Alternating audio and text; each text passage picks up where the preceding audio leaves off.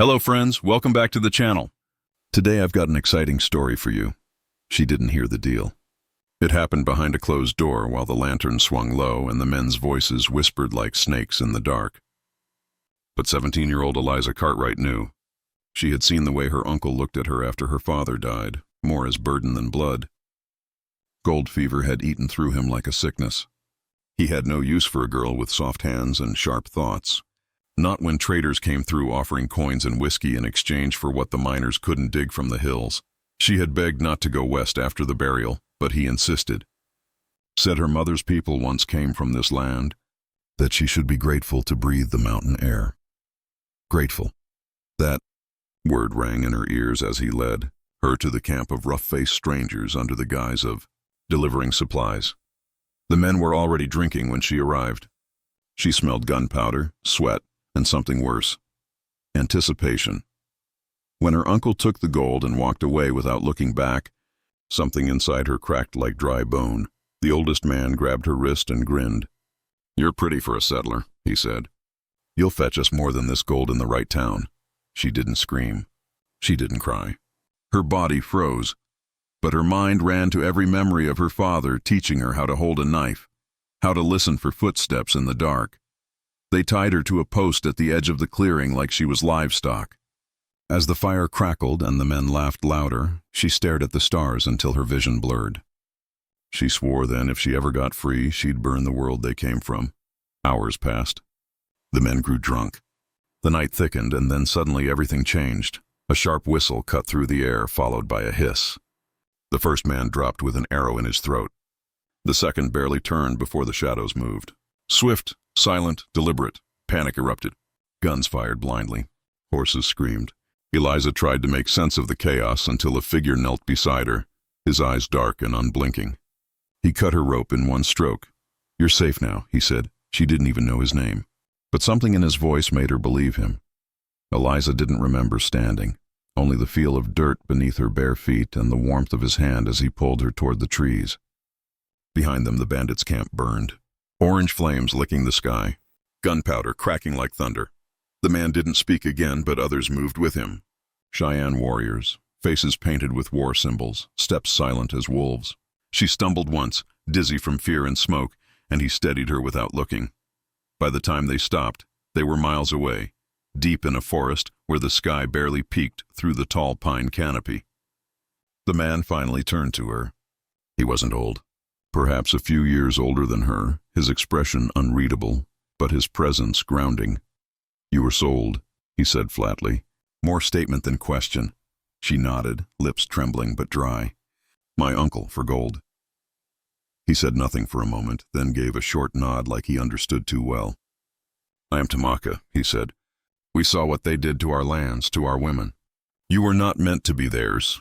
Eliza wrapped her arms around herself, trying to hold in the pieces still breaking inside. "Why did you save me?" she whispered. "Because no one else would," he replied. She expected judgment or pity, but there was only calm certainty in his tone. Another warrior approached, offering her a blanket and water. She took them with shaking hands, unsure if she was still dreaming. That night, they camped in a clearing surrounded by silent watchmen. Eliza sat close to the fire, clutching the blanket like armor, her eyes darting to every sound. Tamaka sat across from her, sharpening a blade. "You do not need to fear us," he said, "but you will need to be strong." "I don't feel strong," she admitted. "You lived?" he replied. "That's more strength than most." The fire cracked and popped between them, casting shadows that danced across his face. She studied him then, the calm in his movements, the way the other warriors listened when he spoke. He was more than a fighter. He was a leader. Eliza didn't know where they were going or what came next. But she knew one thing. She wasn't a piece of silver anymore. And she wasn't alone. The next morning, mist clung to the forest floor like a warning that the past wasn't done chasing her. Eliza woke before the others, curled beside the smoldering fire with her blanket pulled tight. Her eyes were raw, but not from tears. She hadn't cried, not when her uncle left, not when the men bound her, not even when the arrows flew. Whatever had once been soft inside her had turned to stone. She watched the warriors rise in silence, each one moving with quiet purpose. No one shouted, no one wasted words. They checked their weapons, gathered supplies, nodded to each other like the sun was just another obstacle to face. Tamaka approached her with a piece of dried meat and a water skin. "Eat," he said. She took them without protest. Hunger felt distant, like a memory, but she obeyed. Her voice cracked as she spoke. "Where are we going?" He looked east. "To the highlands. Safer there. My people wait." "And me?" she asked. "You are with us now," he said. "Unless you choose otherwise."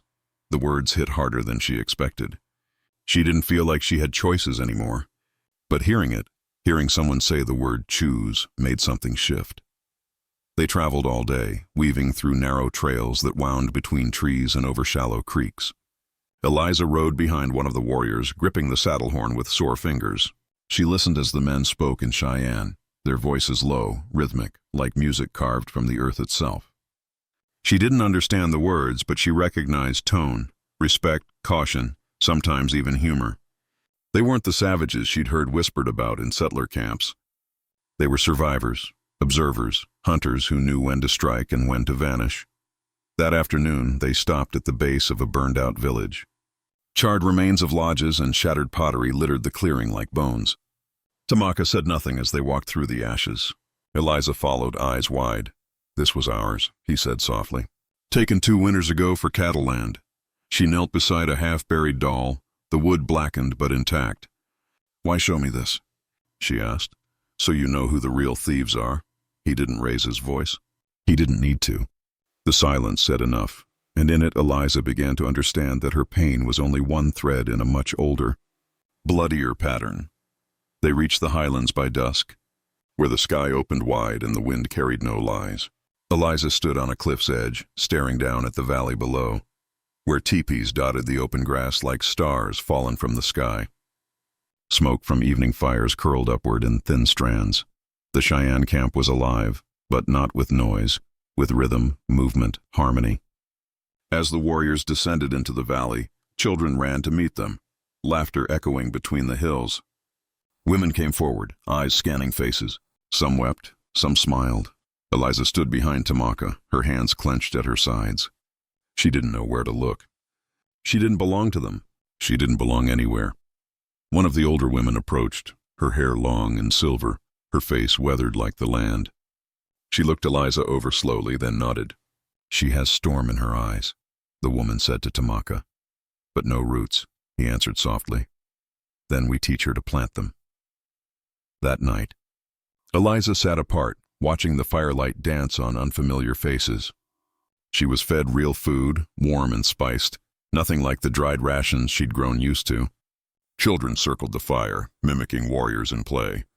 Women sang low songs that sounded older than time, and all around her no one stared, no one whispered. They simply let her be. Tamaka sat across from her, legs folded, sharpening a feathered arrow with care. "You do not speak much," he said. "I don't know what to say," she replied. "I'm not one of you."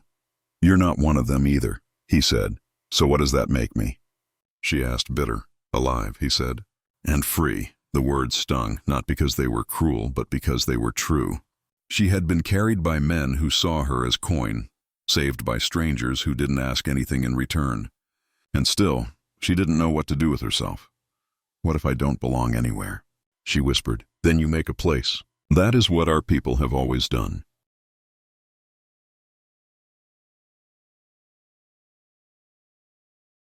She looked at him through the firelight, wondering how someone who had lost so much could speak with such stillness. Maybe it was time she stopped waiting to be handed a home. Maybe it was time she began building one inside herself, if nowhere else. The days passed not in silence, but in stillness, the kind that let Eliza hear her own thoughts for the first time in weeks. She learned to fetch water from the river without spilling it, to braid her hair in the Cheyenne style, to move through the grass without snapping a single stem. The women taught her without judgment. No one pitied her. They simply showed her how to live. She found comfort in the rhythm. Gather, carry, clean, rest. Her hands grew rough, but her spine straightened. The shaking in her chest faded. One morning she followed the elder woman, the one who had first called her a storm. They walked to a ridge where roots grew in clusters. The elder knelt beside a patch and began to dig with a carved stick. "These save lives," she said. "They take time. but they hold strength. Eliza watched her, then crouched beside her to help. "You are not a visitor anymore," the elder said softly. "You stay, you learn. That means you carry our ways." Eliza felt her throat tighten. "But I have no blood here. Blood is not always the first bond. Sometimes the land chooses us, and sometimes we must choose ourselves." Later that night, Tamaka brought her a piece of deer hide, freshly cleaned, soft and warm. "You need something of your own," he said.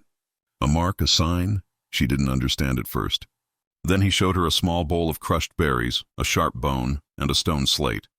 "You draw it," he said. "Whatever you want the world to know about you." Eliza sat with the hide in her lap for a long time, the fire casting flickers of gold over her hands. Finally, she dipped the bone into the dye and began to carve. Not letters, not words, shapes, symbols, a storm cloud, a knife, a tree growing from stone. When she finished, she held it up. The others gathered around, nodding. Tamaka smiled for the first time.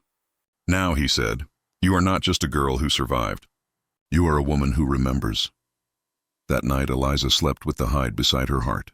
She had no name for what she was becoming, but she knew this: no man would ever brand her again. From this point forward, every mark she wore would be her own. Eliza had almost forgotten what fear felt like until the morning the riders were spotted. A boy raced through the village barefoot, shouting a single word in Cheyenne that cut the air like a knife. Everyone moved instantly. Baskets dropped, tools abandoned. Women gathered children. Warriors took up bows and rifles. Tamaka emerged from his lodge already armed, his face carved from calm stone. 5 horses, he told her. Settlers armed, looking for something. Eliza didn't need to ask what. She already knew. Her uncle hadn't just taken the gold. He'd taken pride in the sale. He would have told someone, maybe everyone. Maybe the wrong man had called her disappearance a theft. Maybe someone wanted their property back. "You need to hide," Tamaka said. But Eliza shook her head. "I'm done hiding." He studied her for a long second, then nodded. "Then stay close." The village sank into silence as they waited. The wind carried smoke from beyond the ridge, and soon 5 dark figures emerged. White men with rifles, eyes narrowed, mouths curled in practiced arrogance. The one in the center, tall, sunburned, dressed like a sheriff but riding like a wolf, called out in a voice that carried across the grass, "We're looking for a girl, pale brown hair, about 17. We've got a warrant and a price." The warriors didn't answer. No one moved. Eliza stepped forward before anyone could stop her, heart hammering. "She's not here," she said, voice strong. "She died the day she was sold like a mule." The lead rider's gaze snapped to her. "You're coming back with us. You don't belong here." "You're right," she replied. "I don't belong to you, and I never did." His hand twitched toward his weapon, but before he could draw, arrows sliced the air. In seconds, chaos erupted. Rifles cracked. Horses reared. Smoke curled upward in panicked spirals. Eliza ducked as a bullet tore past her, grabbed a fallen spear, and drove it into the ground beside a struggling horse, forcing it back. The attackers didn't last long. They weren't ready for warriors who fought for land, for kin, for honor. When the dust cleared, only one man remained alive, the leader, wounded, shaking. He looked at Eliza, eyes wide. "They'll come for you again," he spat. Eliza stepped forward. Let them. She didn't need to run anymore. She was rooted now, and even fire couldn't uproot her. The wounded man was left alive on purpose. Tamaka said it softly as the sun dipped low. "Let him carry the story back. Let them know she's not theirs." Eliza stood nearby, arms crossed, watching as the stranger limped toward his horse and disappeared into the trees. Her heartbeat was steady. Her hands didn't shake. Something inside her had solidified, cooled like molten iron into a weapon of its own. That night, the village sang, not for victory, not for blood, for resilience, for the ancestors. The drums thumped like thunder from the earth's own chest, and the voices rose with sorrow and fire. Eliza didn't sing, but she sat with the others, her hands warmed by the flames, her eyes fixed on the stars above. "You're not afraid?" one of the younger women asked her. Eliza shook her head. "I was afraid when I was owned. Now I'm just angry," the girl smiled. "Good. You'll live longer that way." Days passed, then weeks. No more riders came. The plain stretched quiet and golden under the turning skies. Eliza hunted with the women, learned to twist rawhide, to find water by the color of the grass. She laughed again, really laughed until her ribs ached and her voice cracked. It was strange, she thought, how the land could hold both memory and healing. She hadn't forgotten what had been done to her, but she no longer carried it like a wound. It was something else now, a lesson, a scar. One evening, she found Tamaka at the edge of the stream, crouched beside a fallen tree, his hands tracing something in the mud. She sat beside him in silence. "You could still leave," he said quietly. "Find another life, one far from war and hunger." She looked at him, then at the water. "That life already tried to kill me. This one gave me back my name. What is your name now?" he asked. She thought for a moment. "Whatever I choose next," he nodded, satisfied. "Then you've already won," she smiled. A real smile this time, not born of defiance, but of knowing.